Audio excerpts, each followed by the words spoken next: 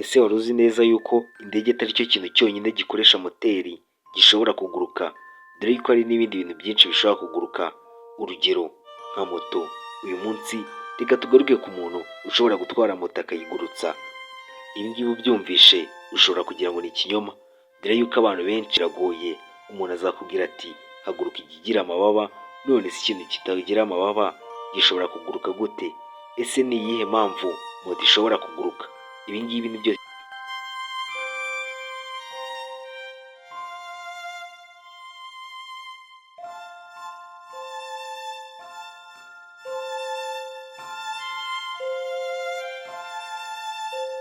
nk'uko twabikubwiye. Uyu musore wacu ubasha kugurutsa moto yitwa Habajenwari David, akaba yaravukiye mu murenge wa Masaka mu karere ka Kicukiro mu mujyi wa Kigali. Habajenwari David yavuze yuko ukuntu yatangiye kwiga moto bitangaje cyane, dore yuko ukuntu atwara moto abivangamo n'ibintu bya acrobacy, kubera ko David mu buzima busanzwe usibye kuba ari umumotari ahubwo ni n'umukorobasi. David yaje gutangaza yuko kuva kera akiri umwana yakundaga kuragira. Ese ni ibihe utazi kuri David? Ese ni iyihe mpamvu atwara moto kuriya? Dore ko yaje gutangaza yuko ibintu abirota yarangiza byagera mu gitondo akaza kubikora. Tugiye kukugezaho amateka n'urugendo bya David. Ese kubera iki David yahisemo gukora ikimotari kandi yaratangaje yuko ari umukanishi, dore yuko byaje no kurangira mu gihe motari byanze? Ese ni iyihe mpamvu abagenzi banga kumutega bitewe n'ukuntu atwara moto bidasanzwe? Reka ngusabe gukora subscribe niba utarayikora hano kuri Bigiri TV, kugira ngo tuzajye tubana no mu bindi biganiro tuba twabateguriye, mukaba mugiye kubana nanjye Emmy.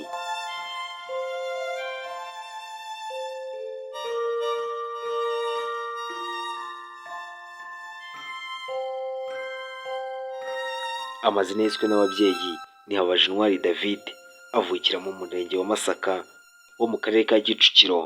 Habajenwari David yaje gutangaza yuko kuva kera akiri umwana muto ataje kurerwa n'iwabo, kubera yuko yakuriye mu umuryango urimo abana benshi.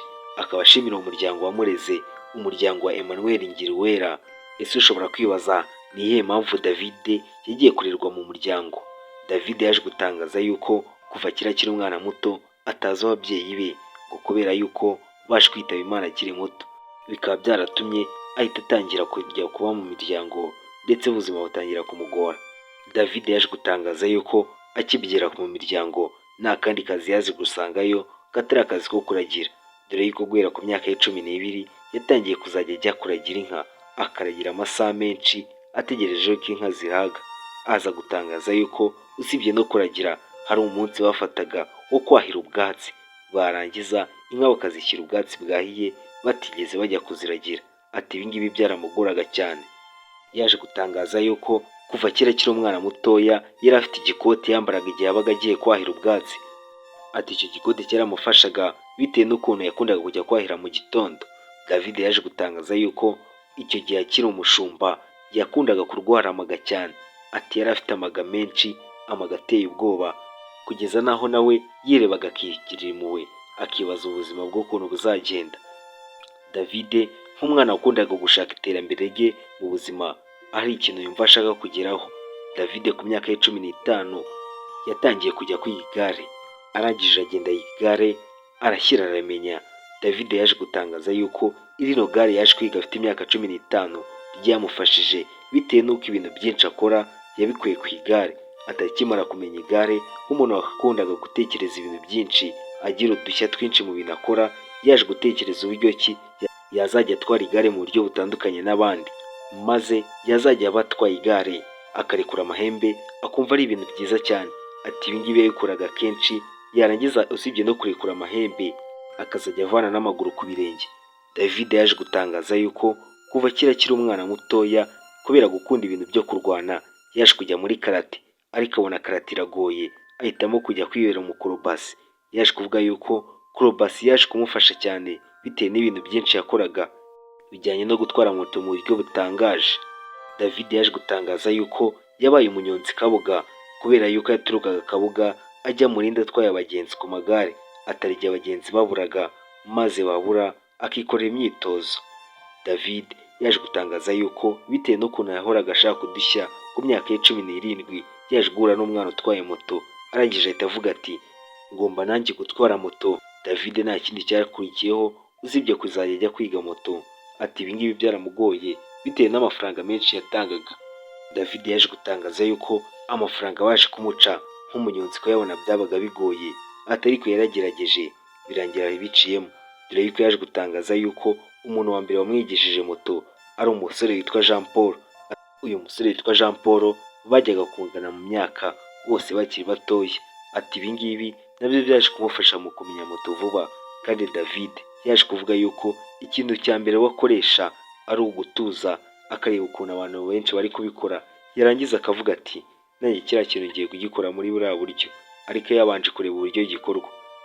Ati ahantu bigishirizaga moto bitewe n'ukuntu yabaga afite ubwo bumenyi, yahageraga hakiri kare akareba uburyo abandi bari gutwara moto, nawe yarangiza nyuma akajyaho. Ibi ngibi byaramworoheraga bigatuma atwara moto mu buryo bumworoheye.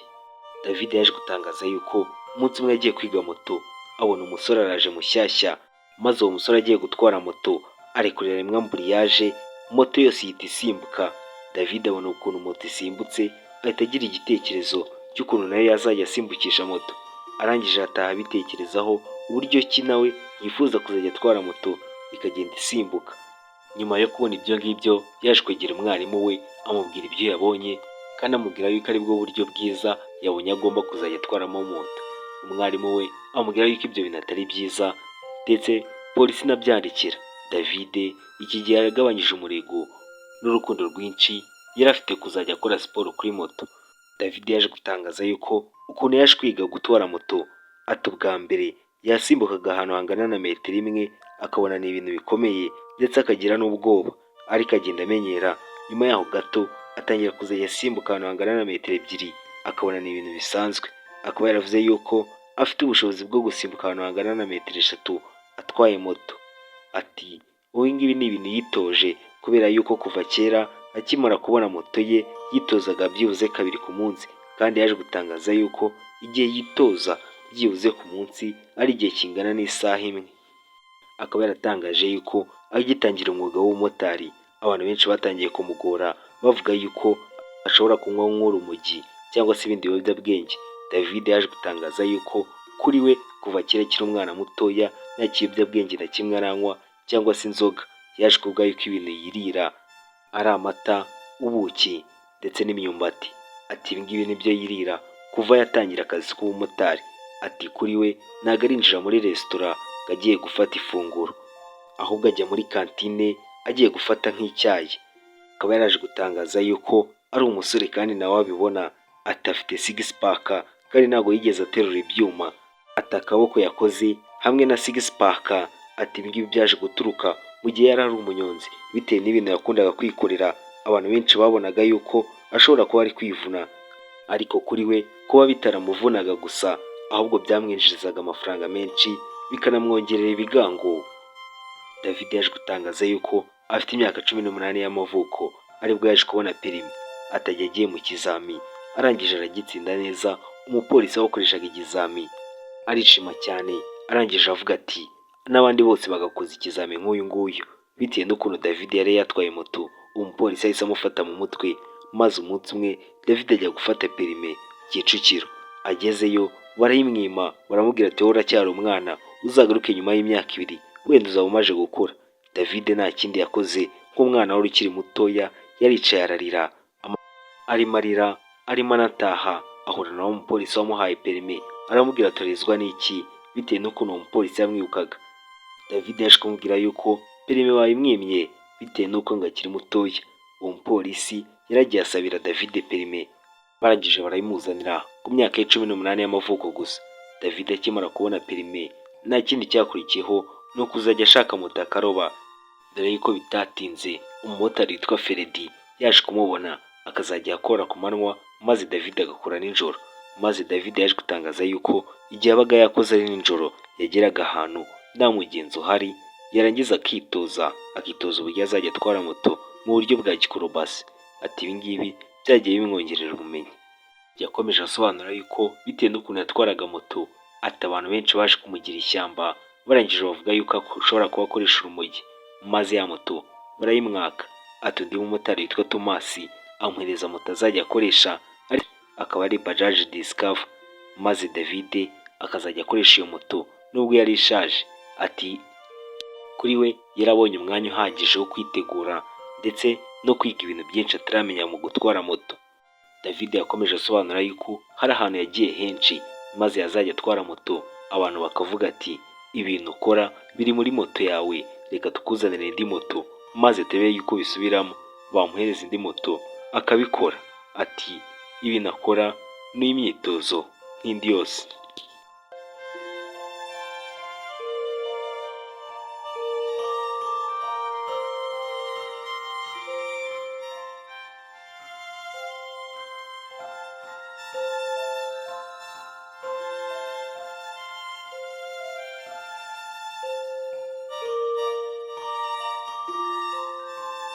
David yavuze yuko hari igihe yabaga ari mu myitozo, maze abapolisi bakamuhagarika bakamubwira ati ibintu uri gukora ni sawa, ariko ahantu uri kubikorera ntabwo ariho habugenewe.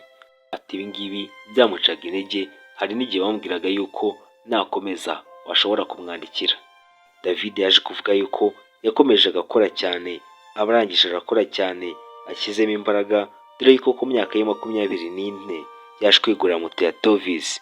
Atakimara kugura iyi moto atiyumvisha ari umusirimu. David yakomeje asobanura yuko ubu ngubu mu buzima bwe busanzwe ikimotari yagisezeye. Ati impamvu yatumye asezera ikimotari ni ukubera kubura bagenzi. Ati kubera yuko hari igihe umunsi umwe yigeze guturuka i Kabuga agiye i Kanombe atwaye umugenzi, baragenda benda kugerayo, undi mumotari baramubwiye ati dore David.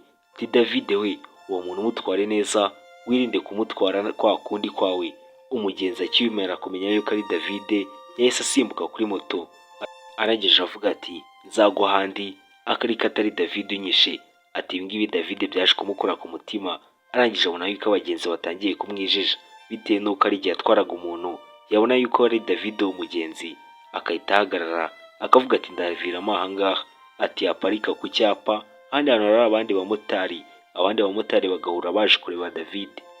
Si ibyo gusa, bamwe muri abo bamotari baje kubwira David yuko ashobora kuba akoresha amadayimoni, maze David arababwira ati ibi ni ibintu bisanzwe, ahita afata umwanzuro uko agomba kubibigisha. Maze abamotari bamaze kubyiga, bamaze no kubimenya, ikintu bakoreye David nuko bashatse kumuhitana kugira ngo basigare bavugwa, dore yuko hari n'ahantu bajyaga bakavuga yuko ari ba David. Ushobora kuba warabonye bamwe muri abo bamotari bakiyitira David kandi atari bo ba David ba nyawe. David yakomeje asobanura yuko abo yigishije bashatse kumuroga kugira ngo apfe, bo basigareho, ariko arangije arabimenya, Imana ikinga akaboko. Ati nta kindi yakoze usibye kuyitarekera kubigisha gutwara moto. David yakomeje avuga ko icyo gihe ibintu bijyanye no gutwara moto yahise abyihorera, ubu ngubu asigaye ari umukanishi w'amamoto. Usibye n'ibyo ngibyo, David ashakisha amafaranga hirya no hino, ahantu baba bateguye ibintu by'ibirori akagerayo akatwarira abantu moto maze bakishima. Ikindi wamenya kuri David nuko ari umukristo wo muri ADEPR wabikijijwe cyane kandi usenga cyane. Ayo yari amateka ya David w'umumotari ukora ibintu byinshi byatunguye abantu benshi. Reka ngusabe gukora subscribe niba utarayikora, nawe wayikoze ndagushimiye. Mwari muri kumwe nanjye Emmy, kubana namwe ni iby'agaciro.